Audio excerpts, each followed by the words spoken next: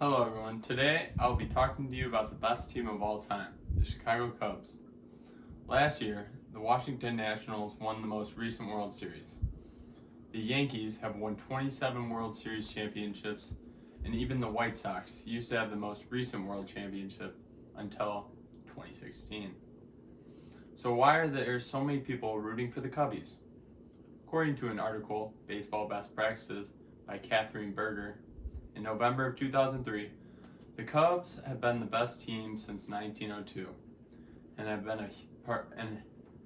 been a huge part of Chicago history. Today I'm going to tell you about the Cubs and why they are the best team in the MLB through its fan base, history, and its current team.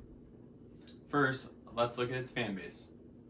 According to Best Baseball Practices, the Chicago Cubs have been a team since 1902, and Wrigley Field has stood ever since. It is a place that is firmly cemented in Chicago history. They were discussing the team's performance and if a new stadium would help, but the fans would never let that happen. According to an article titled "Take Me Out of the Ballgame" by Mary Megan Balkin in spring of 2014, there is projected $575 million in renovations to further enhance the baseball experience. Over the years, Wrigley Field has been a place of good times and generations of fans that can attest to that.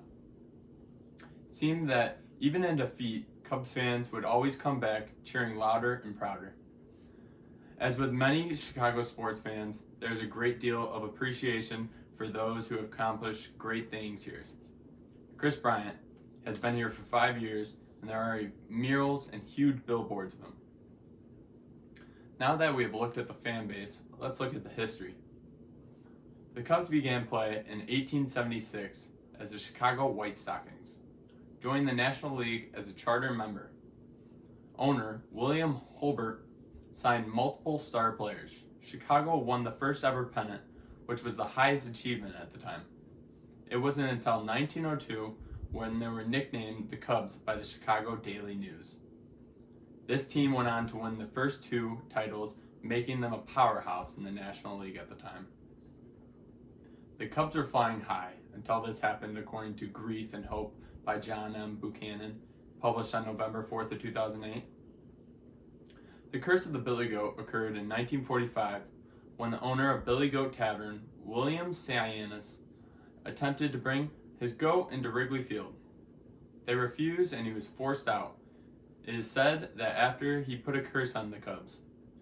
This has been something that was huge to the Cubs culture. There are so many interesting stories to go with it. In a pennant race game, a black cat ran through Ron Santo's legs, and the Cubs went on to blow the series. Leon Durham in the postseason accidentally spilled Gatorade on his glove, later missing a ground ball through his legs. And with that Cubs loss, they lost the series. After a series of bad trades, to top off the superstitions, Mr. Steve Bartman reaches for a foul ball, costing the Cubs the pennant.